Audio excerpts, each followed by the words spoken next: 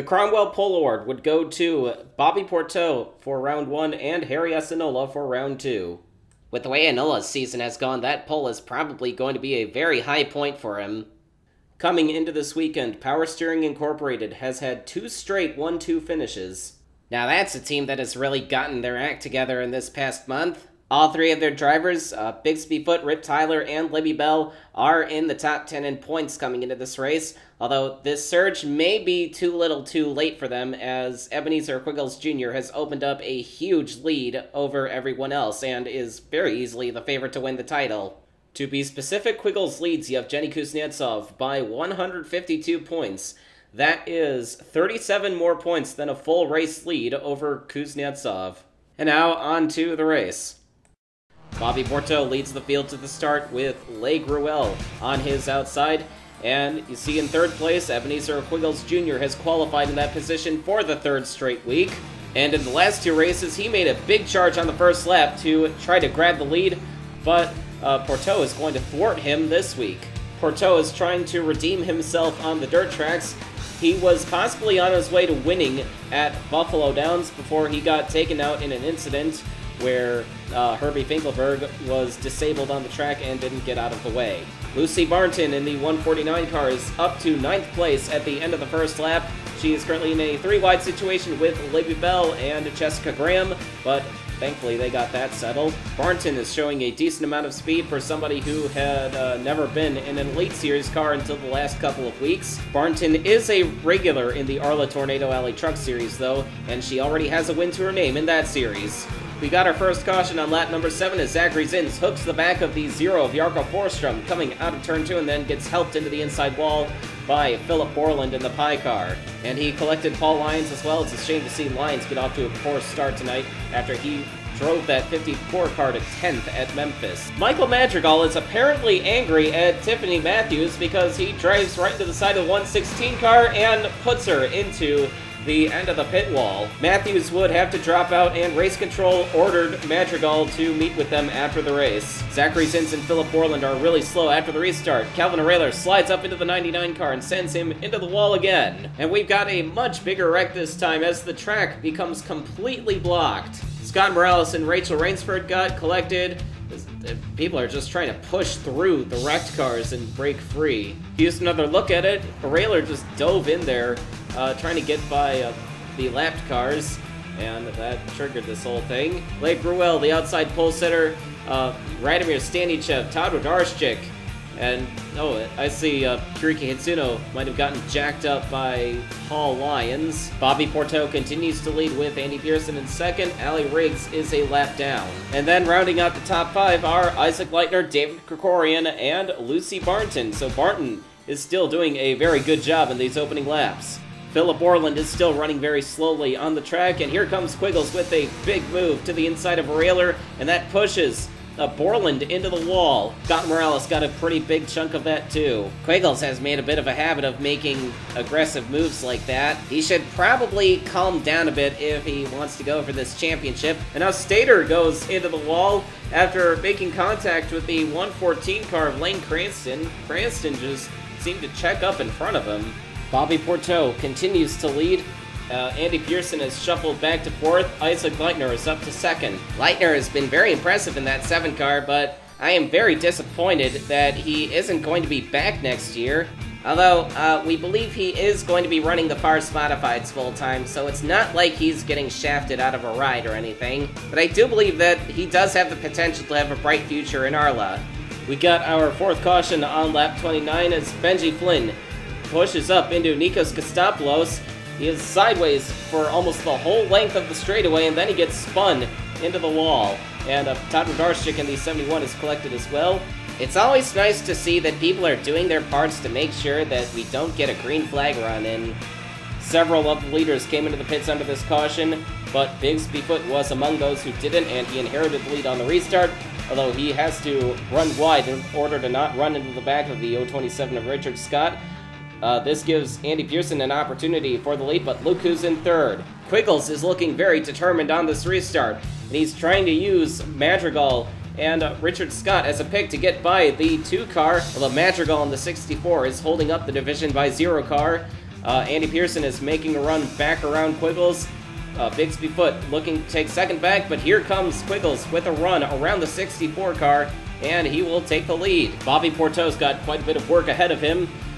Several of the cars that are ahead of him at the moment pitted on an earlier caution, and so they're probably good to go for the rest of the race. Oh, look out! He takes Jennifer Goodwin into the end of the pit wall, and that collects a number of other cars too. Wow, that was probably the biggest piece of brain fade that I've ever seen from Bobby Porteau. I think he had a problem and made the move for the pit lane, but he did not pay attention at all to see if there were other cars there, and there obviously was.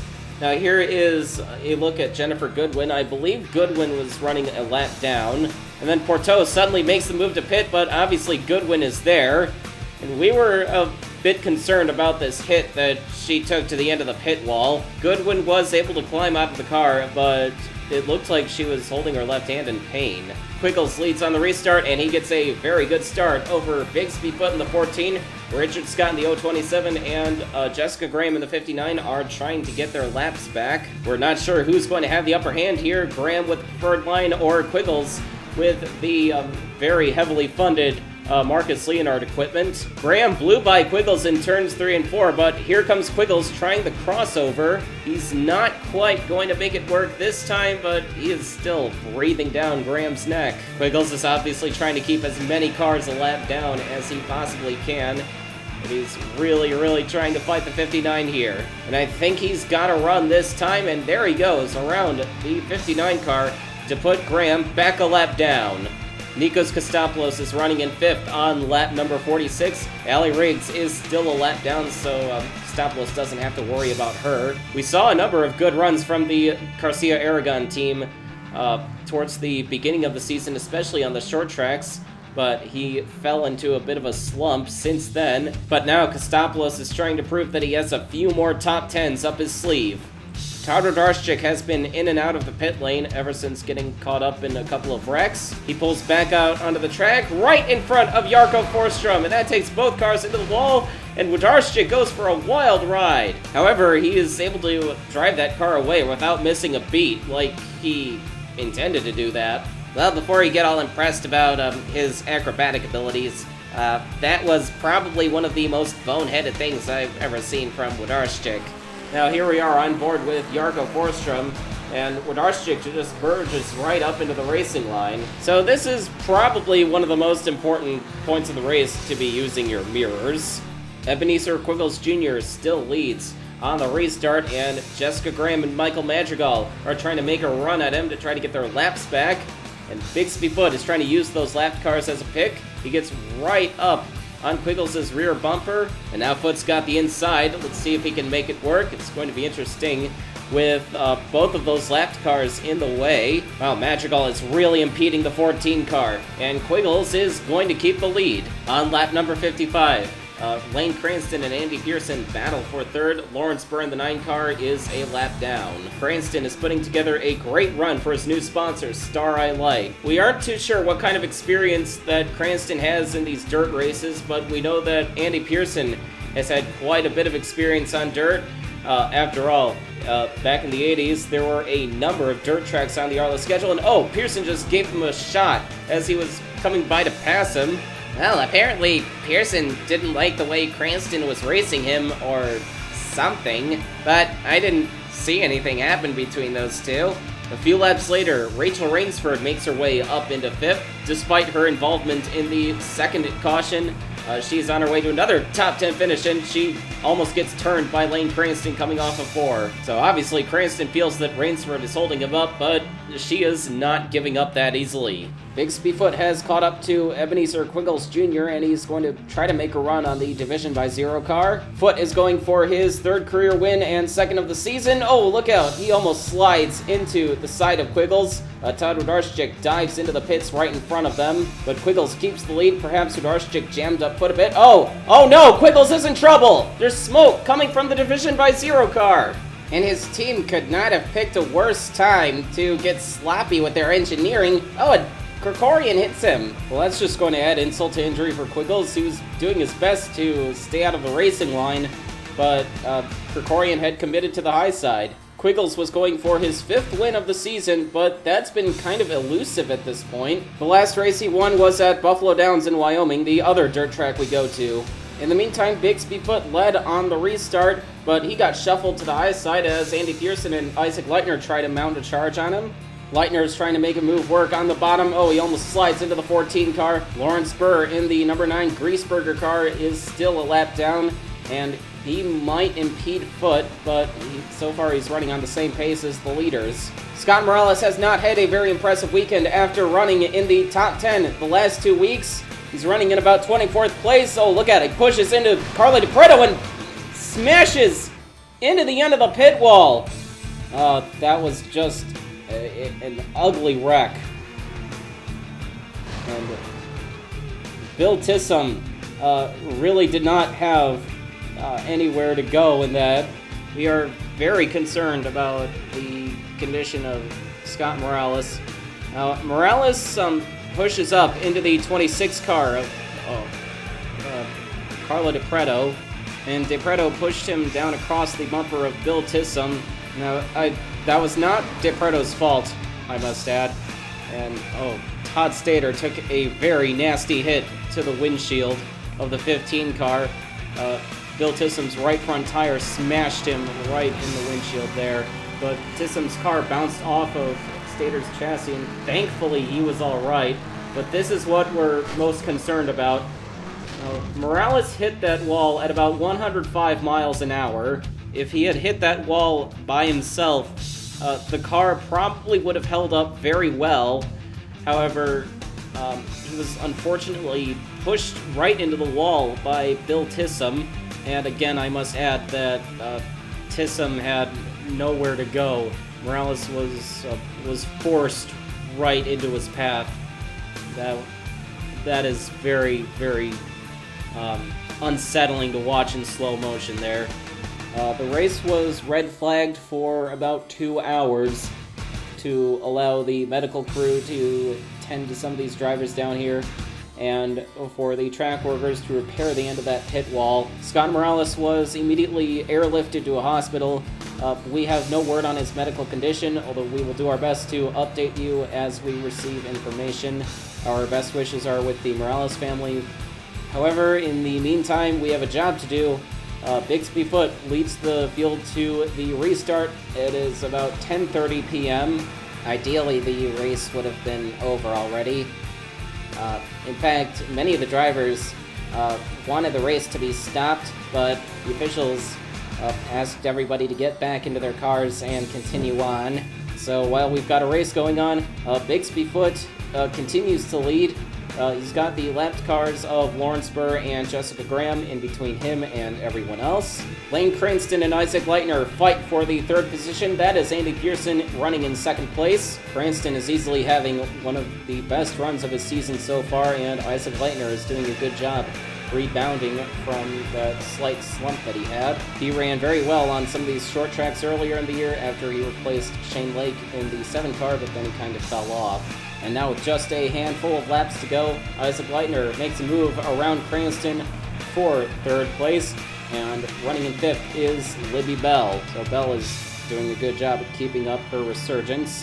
But Bixbyfoot would have no competition in the closing laps of the race. Power Steering Incorporated has really come alive in these last few weeks, and Bixbyfoot comes down to the line to take the team's 4th win in the last 3 races. Andy Pearson would hang on to 2nd. Isaac Leitner takes home a 3rd place finish. Lane Cranston is 4th. That's a very good run for MT Motorsports. Libby Bell is in 5th. She couldn't get up there to give PSI another 1-2 finish. Herbie Finkelberg is 6th. We thought that he would be much higher up in the running order. Calvin Rayler is 7th. Lucy Barnton gets her first career top 10 finish in her 2nd start. Rachel Rainsford is 9th, and then Ashley Tucker runs a very quiet 10th. And now on to round number 2. It's at this rate, it's going to be well past midnight before we get everything done. Harry Espinola led the field to the start, but he washes up the track in turn 1. though he does not give an opportunity to his car owner, Brenda Riggs, who is coming back to run this race. She has said that she really enjoys the way that these cars drive on dirt. Here is Brenda Riggs currently battling with Jason Bates for second place. Brenda Riggs is considered to be one of the legendary dirt racers out in the West. However, she has not quite been able to cut it in the ARLA Elite Series aside from a couple of wins. And now here is her daughter Leslie Riggs running in fourth place. Although Leslie Riggs was one of the many drivers who did not want to see this race restarted. Before the beginning of the season, Riggs became a spokesperson for the Institute of Sports Injury Prevention, and she has influenced that organization to pursue some safety developments in motorsports, so we hope that a lot of good can come from that. This week's driver of the Empire Drive the Dream car is Lucas Garnett, but he's got a problem with that car and he has to pit. Garnett's already found the wall in these opening laps, and he did say on his application into the contest that he wanted to drift this car around the streets. It doesn't look like he's too good at that, though. And here is Aaron Singer making his first ARLA Elite Series start. He is currently running in 28th place on lap number 9. This is the second Prestige Motorsports car, and the team is able to run the second car largely due to Singer's input to the team. His family owns a number of hotels and casinos scattered across the country. Kevin Monroe is not running too well either. The defending champions 2012 season has been a complete disaster, besides that one win at California.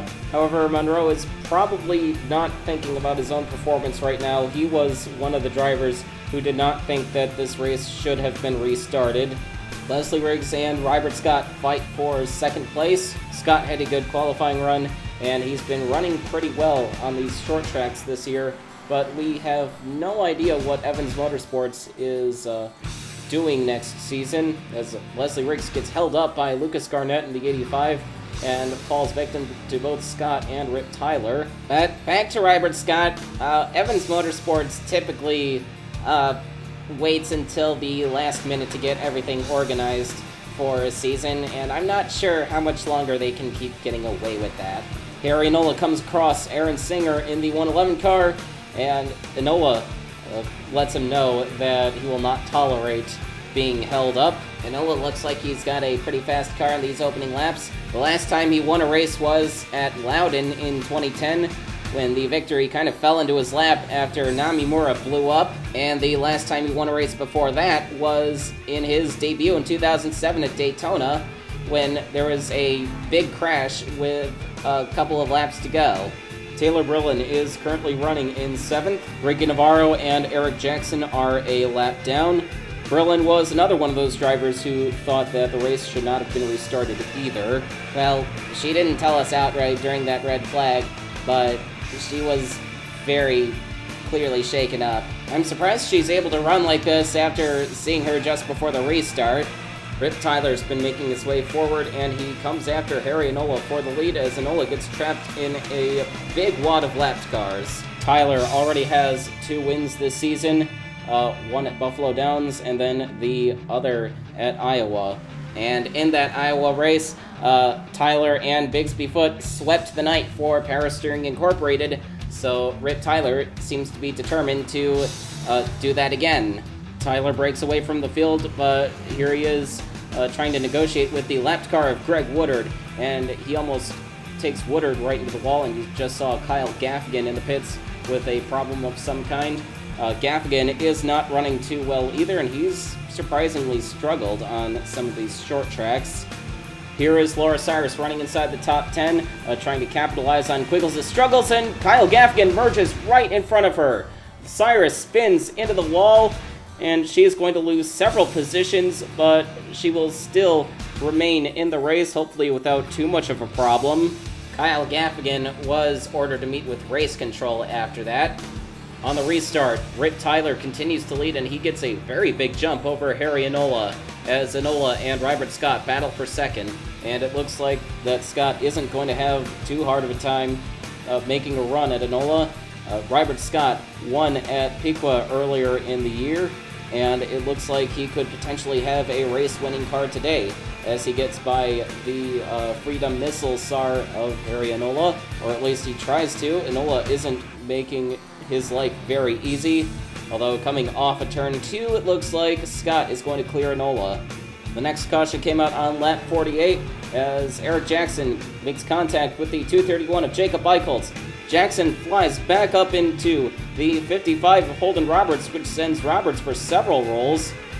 Holden Roberts was in the pits earlier in the race after having a tire go down, and this is going to end the race for him. Of course, Stara used to be on board this 55 car, but they recently jumped ship to MT Motorsports, where Lane Cranston has been doing a much better job than Roberts. Yevgeny Kuznetsov is currently running in 7th on lap number 52. Kuzi is second in points coming into this race, and he is on his way to capitalizing big time on Ebenezer Quiggles blowing up in round 1. And that's the only thing that Kuznetsov can hope for in these final few races.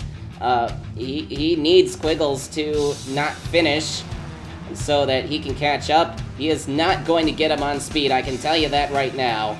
In the meantime, Rip Tyler continues to lead on the restart. Robert Scott is second, but Enola is making a charge to get back around the 33 car. And Tyler is now stuck behind the 41 of Greg Woodard, but Woodard lets him go. Lucas Sweeney in the 8 car is a lap down. Taylor Brillin and Brenda Riggs, the M&J Racing teammates, are battling for the 5th spot on lap number 60. And Riggs, the dirt racing legend, has no trouble getting around the 65. Joseph Howard is up to 9th place. As you see, Brillin has fallen back a few more positions. Howard has had his fair share of mechanical problems lately. He finished 8 laps down at Iowa, and then was the first car out in his race at Memphis. MRD Motorsports has apparently gone through several sets of engineers this season in the hopes of being able to finally get some reliability in those cars. Remember how Kiriki Hitsuna was blowing up left and right for quite a while? We're just going to have to see if that curse was transferred to Howard. Leslie Riggs is up into second. She seems to be very much at home on these short tracks this year. I remember that she potentially had a race-winning car at Albuquerque, where she got her last Elite Series win in 2011 before her big accident in the Master Cup race at Daytona. However, in that race, she was taken out in an accident that really shouldn't have happened at all. And look at how much she has caught up to the leader, Rip Tyler. Leslie Riggs is definitely on a mission right now to try to get a win before the year ends and prove that she still has what it takes to get to victory lane in this series. Taylor Brillin has had one of her better runs of the year, running solidly in the top 10, but that comes to an end when she has to hit for a mechanical problem. The 65 team gets that car back out there, but she will be a couple of laps down. Jacob Eichholz also has a mechanical problem. I believe a tire has gone down on that car, and here come the leaders.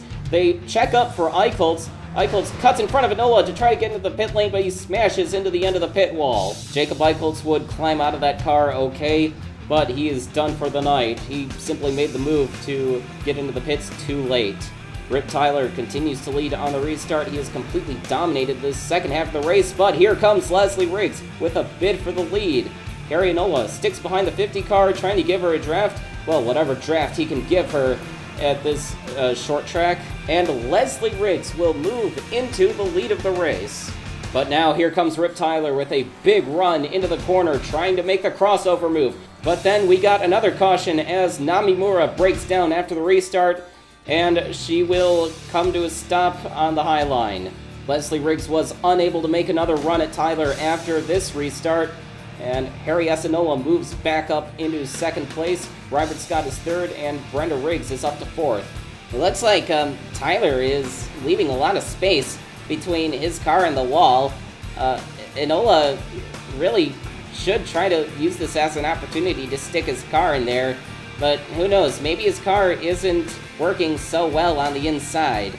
I would be kind of disappointed if it turns out that the handling went away during the race, as Enola had a very fast car in the opening laps and was very much looking to take his first win in a couple of years.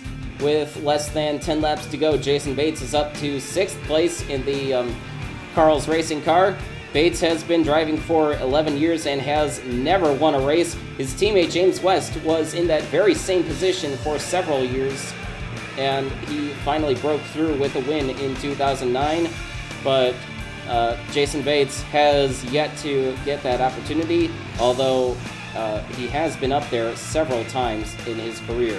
Rybert Scott continues to run third in the closing laps of the race, but here come Brenda and Leslie Riggs with a big charge, and making things worse, Patrick Henderson slides up in front of the 33, stopping him from being able to defend his position, and Jason Bates sneaks by as well. So Rybert Scott goes from a podium to 6th place in just a couple of corners. That can't be good for his morale. Leslie Riggs is now trying to come after her mother for 3rd, but the elder Riggs is really trying to wear out the 50 and defend her position.